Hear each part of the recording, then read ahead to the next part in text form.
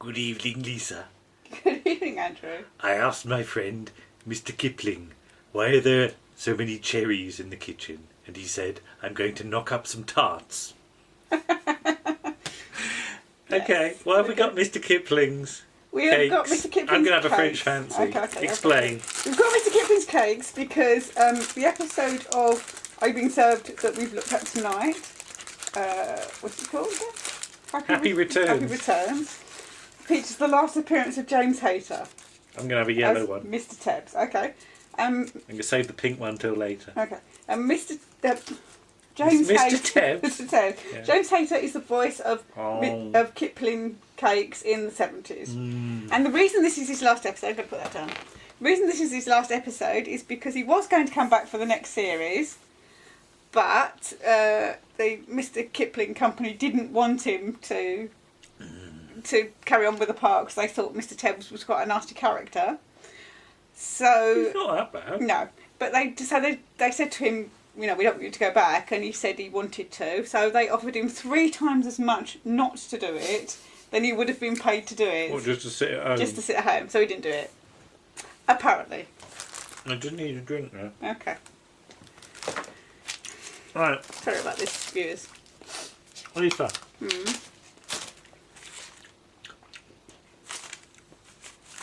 That's a Bliss girl. I'm not doing a Bliss girl. What? It would help if you It find would help if I found the We right. need a new book. If I found the right page, wouldn't it? Just sing a little song for this bit. Sing a song. Yeah. So basically, it's Mr. Grease's birthday. Yes. And all the departments, on his way up to the boardroom, he's going to stop at every floor and they're going to sing happy birthday to him. Have you found the page yet? No, keep Oh, going. God, okay. So we start Mr. on the shop Rumbold's floor. office. No, we start on the shop floor All right. with Okay. Warwick sweeping the floor. Okay, you sorted? Got me drink. Right, have a drink. I'm brew. Okay. Yes. I put not Mr. Harmon sweeping. Not Mr. Harmon, it's Warwick, I think. Uh-huh. So, It's 8:30. We're in Mr. Rumbold's office. yes, Mr. Harmon is there, yes. He knocks on the door and comes in. and everybody else is outside. Yes, And Mr. Harmon's got to tell him to come in. yes. But you can't tell him to come in. No, because he's a blue-collar worker and they're white-collar workers. He can ask them to come in, but they can tell him to do something, but they shouldn't because they'll get a punch on the nose. Well, a punch up the bracket, as he says. That's very Tony It Hancock. was very Teddy Hancock, yes. So they all come in. Mrs. Slocum is pink. She's very pink, yes. Almost fluorescent. Almost what? Fluorescent. Fluorescent. It's like she got the flu. Fluorescent. You know what I meant. And they brought their coffee and biscuits with Yes. them. This would have never happened in Mr. Prentice's day. No. Mr. Prentice being Mr. Rumbold's predecessor. Predecessor, yes. It's the first time you've heard him mentioned. Never heard of him. No. Never heard of him No. before. Never heard of him since. No, again. But they get crumbs on the floor. Yes. But yeah, this is a red letter day as it's young Mr. Gracie's birthday. Yeah, he's 82. He's 81 actually. 81, sorry, yes.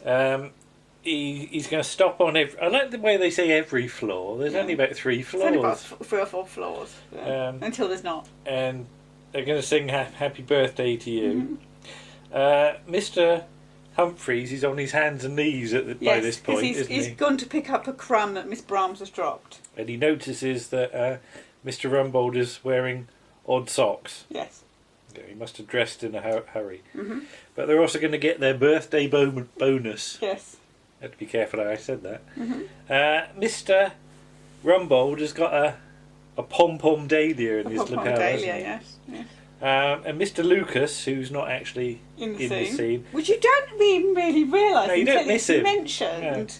Yeah. he's been sent to the florist Because they haven't arrived. to get some dahlias.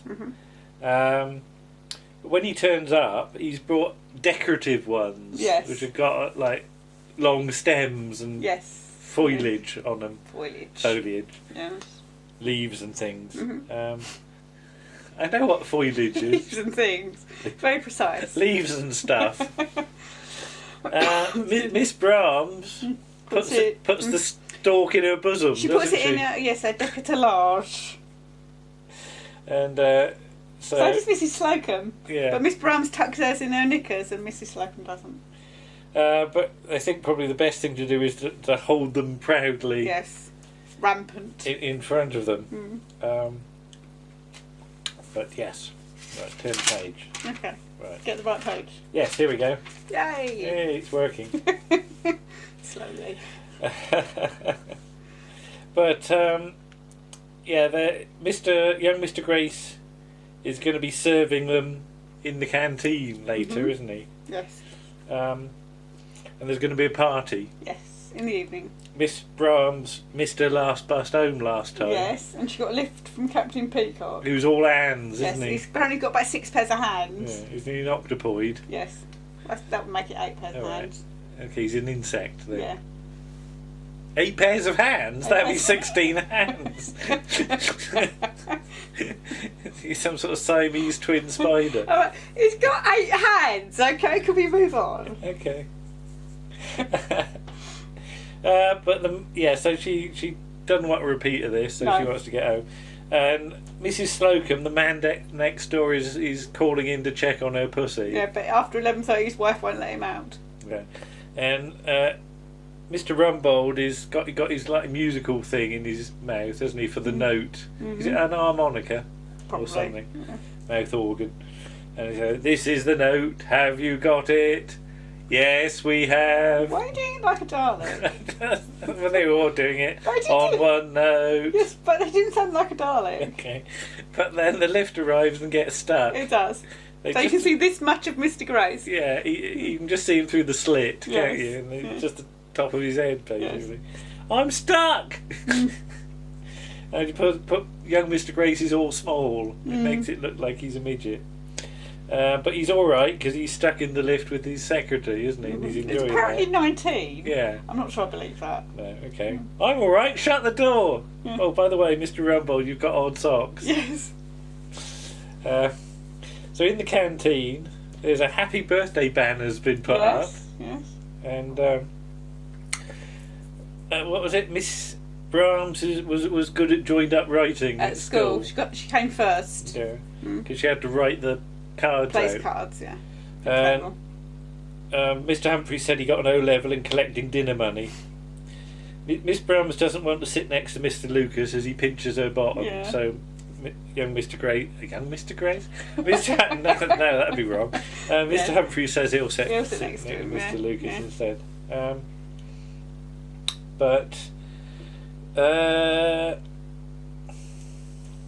Meow before flowers?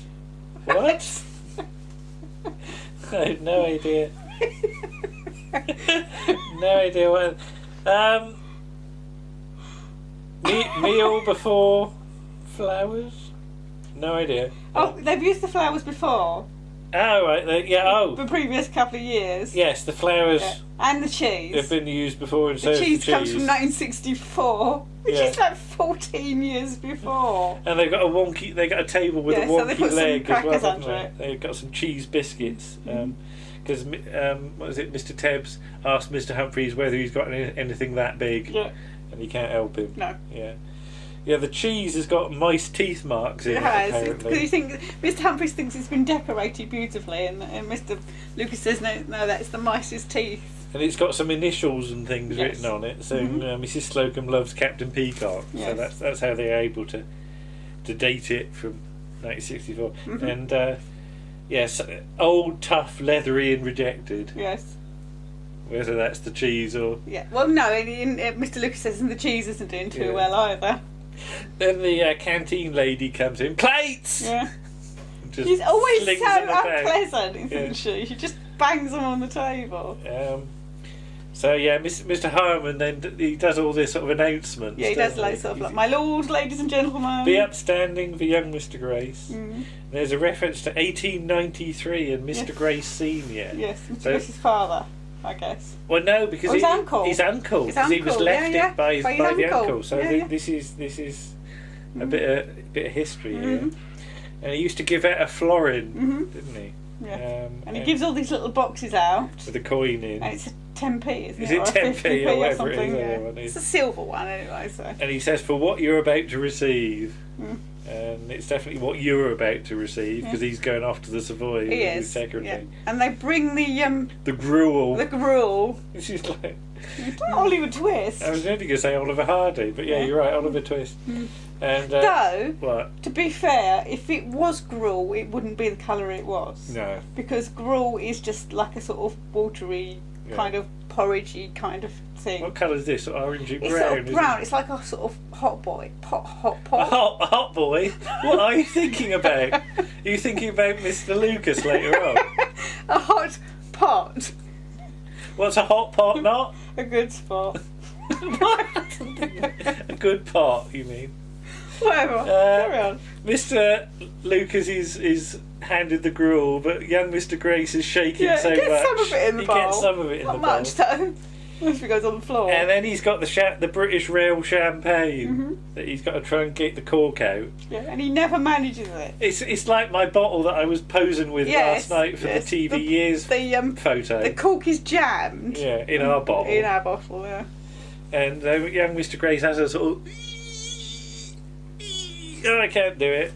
Put it back for next year. Years he's still not been able to do it. But then Captain Humphreys? Captain Peacock, I'm getting confused. Worse today, honestly. It's a sugar rush. Captain Peacock bangs it down on the table. And the cork flies out. And then young Mr. Grace has a flash, doesn't he? And because of the waste. And he says, get me a glass, somebody, quick. See, that happened not to me, to one of my colleagues at work once, because we had a returned bottle of wine that was corked. And we were trying to get the cork out so that we could empty it. My nose itches. Scratch my nose. No. Scratch my nose. Thank you. And, to carry on with my story, my colleague pushed the cork in so hard it exploded. He was fiddling with it and exploded with a huge bang, which was amazing because it was red wine. It wasn't even sparkling.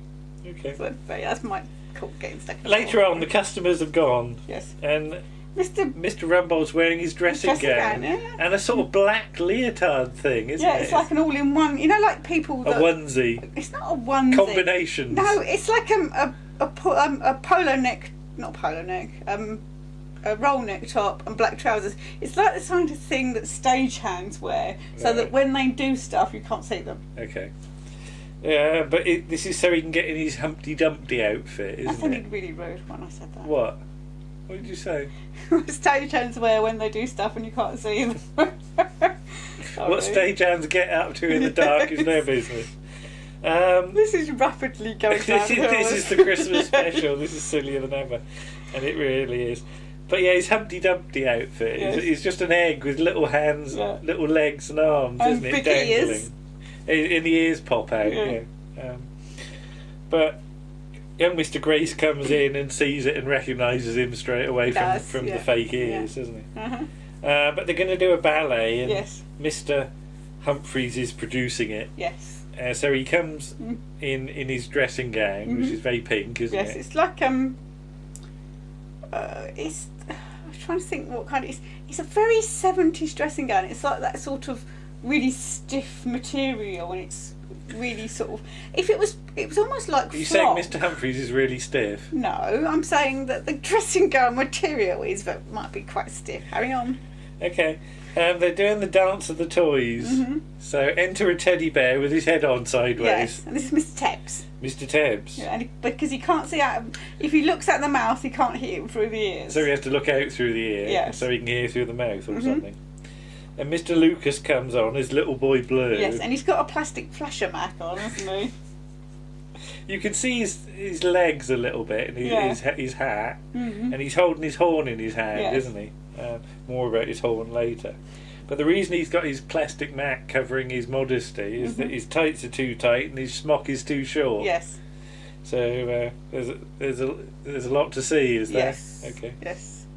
But yeah, the handing in horn. Okay. No idea what that is. So yeah, Mr. Humphreys asks to have a look, doesn't he? So he flashes. He says, "So you've done that before." Yeah. And enter Alice, aged 4. Yes. Which is Mrs. Slocum. Yes. It's a sort of slightly mature Violet Elizabeth Bott. Yeah. as played by Bonnie The Langford. audience are highly amused by They this, are, aren't yes. they? It was supposed to be Miss Muffet. But she couldn't get in the costume. But she couldn't get in the costume. So enter Miss Brahms as Miss Muffet instead. What was she sort of wearing? A sort of mob cap thing, isn't it? And another sort of shorty very thing. short dress. And And very high heels. And a spider on a sort of wire that keeps flapping about. Yes. Getting in the way. And she's not sitting on a tuffet, because not in that skirt. No, so she sits on a stool. She sits on a stool. But Mr. Harmon informs everyone that there is a 12-inch puff in soft furnishings. Yes. Mr. Humphreys thinks he should be in the novelty department, but there you go. So Miss Brahms asks why is Mr. Lucas wearing the Mac, and he flashes at her, but she says she couldn't see anything out of place. No, he said in these tights there's not room for anything to be out of place. Oh, the cats are chasing each other. Okay. No fighting. Then Captain Peacock's a tin soldier. Yes. And he's got a sort of wooden horse thing to sort of that they bring in. Mount up on. He gets mounted and hurts his parts. His peacock parts. His peacock parts. Okay. And Rose. The trouble is, it's too high. So he's just about managing to perch on it, and he can walk about ever so slowly, but he's not going to be able to trot. No. Not with that irreversible damage. No. And it's got a tail on the end as well, and when the tail operates, it hits Mr. Lucas between the legs, doesn't it? Yes, and Mr. Lucas's parts. Yeah. But so if the horse doesn't work, Warwick brings on a floppy sheepdog. Yeah, it's like I would guess. Is the Dulux dog? It's like the Dulux dog, but also it could have been used in a production of Peter Pan because there's a dog in that. Right, okay. So. But Stafford and Cedric are on hand to get a hobby horse. A sort of hobby horse thing. It's basically a stick with a horse's head on it. Yes. Do we ever see that? No. I don't think we do. For the moment, they make do with a broom. Budget couldn't run to that. No. Mr. Rumbold comes in and says everybody looks absolutely splendid. And he's going to be on the piano, tinkling away. Tinkling the ivories. So Mrs. Slocum has to get in the cot. Yes. Which is not very elegantly done. No. And Mr. Humphreys is going to be the fairy prince. Yes. So he unveils himself. Yes. And? He's very pink. And white. He's got white tights. He has. And Mr. Lucas looks at him and says, "What the hell?" And chucks his jacket. Mr. Lucas goes, "Ha!" And then what have I got to lose? Reveals himself. But then when he reveals himself, you can't actually see anything, can you? There's not like bits are on display particularly. Just as well. Yeah. But he's got a box on. Well, don't ballet dancers wear a cap over their parts? Male ballet dancers, obviously, not female ones. To keep them in check. To keep them in check. Or any other sort of decoration. But you don't want them flying about while you're dancing. Flying about. Have somebody's eye out. Anyway, out comes the fairy dust. Yes. So you can't breathe it in or you get silicosis. Mr. Lucas, meanwhile, is like on his back, isn't he, at this point? And he's told he doesn't have to be that. So he tells them to relax. Or Peacock whatever. is sort of lolling about and the teddy bear's asleep. So he's meant to have his arms straight out and eventually he sort of manages it like that. Yeah. You know? And then a few seconds later they go back down again, don't they? Mr. Rumbold's got a problem. Is every time he sits down, his egg rises up. Yes. And he can't see out. Yeah. His face disappears and he can't see the piano. No. So Miss Muffet's spoon is brought into operation. Yes. And if you look at it before, it's already been cut away. So Mr. Humphrey smacks a bit more out. Yeah. But it's clearly been doctored so that he can do that. I suppose that's so that you don't have to stop. It's like the wall in The Invisible Enemy. Yeah, it's been pre-cut, hasn't it? It's been pre-cut, So Mr. Humphreys gets into his coming on position. He's referred to as the Fairy Queen at one point. Yes. And then there's a load of argument about if all the toys are supposed to be asleep. Yeah, because he's got to sprinkle little Alice with dust, and then she'll wake up, and then she'll go around and turn the toys on. on. But the egg is already playing the piano. Yeah. But the egg is not a toy. Yeah, and then Mr. Lucas says, how did he get... Then they have to do a load of backstory about the egg. How did he get to the nursery? It was in the kitchen and it was hard boiled and it landed on a tea towel. So it bounced. Yeah. Yeah, I love again, everybody's thinking about the logic behind it. But yeah, so Mr. Humphries does a load of dancing up and down. He does. Sort of. There you go, the cats. And Mrs. Slocum complains he's been past her cot twice. Yes. But he's got to work up to the fairy dust. He chucks some at her and then she just coughs and splutters. And he says that's what you get for going to sleep with your mouth open. And Mr. Harmon's ready with a load of noises, isn't he? Yes. And first of all, for waking up noises, he's got a sort of bird whistle thing. Bird sort call of thing. Tweety thing. Mm-hmm. Then he's got a swanny whistle. Yeah. Which gets a laugh or two. So she goes to wind up the soldier, and she has to turn his key. Turn his key. First of all, she pretends it's up his arse, doesn't she? Like a starting handle. Mr. Harmon's doing a football rattle at this point. So she pretends the key's in his back, and she has to act surprised. Act surprised, Lisa. Very good. So the toy soldier dances about for a bit and then goes limp. Very close to Miss Brahms's legs. Teddy's next, though he's asleep. And he can't hear. Then little boy Blue, who... Why did we laugh so much at his horn? Because there's something intrinsically funny about a horn for some reason. And he just goes about going, "Parp, parp," and usually up people's arses, isn't it? Up skirts and things. Yeah, it's going back to sort of... Is it Chico Marx that's got the horn? Chico Marx has got the horn. One of the Marx brothers has got a horn, isn't he? Harpo Marx. Because he was silent, yeah. Right. He could play the harp and he could operate his horn, and that was about it. Yeah. So yeah, they all dance about and there's a lot of parping, and I just wrote down Bonnie Langford at this point because it really is. Yes. And this is apologies to Bonnie Langford. She's not going to be watching Bonnie Langford as Violet Elizabeth Bott, not as herself. No. She's a very nice person.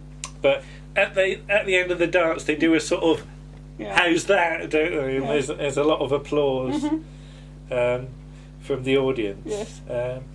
Then the professional cabaret turn up. Yes.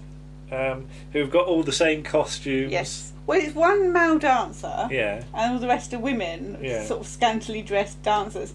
And the male dancer is played by Michael Halsey, who's in the first episode of Blake 7. He's the solicitor. Oh, he's the solicitor. That's where I've seen him before. Yeah. And he'll be in it again in series 2. I think. Mr. Humphrey says they're all the same as us. Not quite.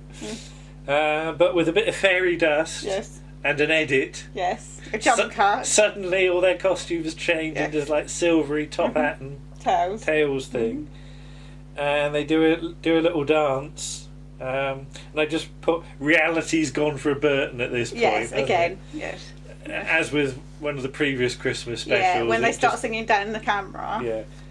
And you said James Hayter can't dance. No, because he's not in the main lineup. No. It's only when they cut again to a wider shot, he's sort of on the end. And I just wrote, oh, there he is. Yes. But he doesn't get to do the first bit, does he? So maybe he'd hurt his foot or something.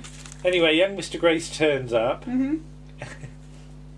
And he does his impression of the thing from the web, Blake 7, doesn't he? Or monologue. As he's got his hat on, he's got a little card thing in front of him, and his little body that he operates, the sort of arms and legs. He don't operate, his secretary his secretary operates his arms and legs. Yeah. So that's the nearest you're going to get to a dance from young Mr. Grace at this point, isn't it?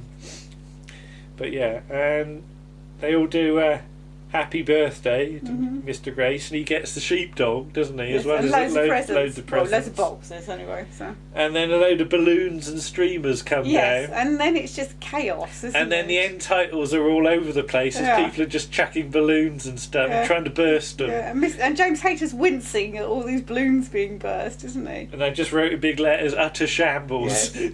And that's the end of the season. Yes. And the last episode for James Hayter. Yes. So, which is why I'm going to have my cake. It's not a fairy cake, it's a fondant fancy. It's a French fancy, which is full of fresh fondant. Okay. Right, what do you think of that one? Tell us what you thought. Yeah, it's interesting. It's more of an excuse for them to piddle about and dance, really, isn't it? So.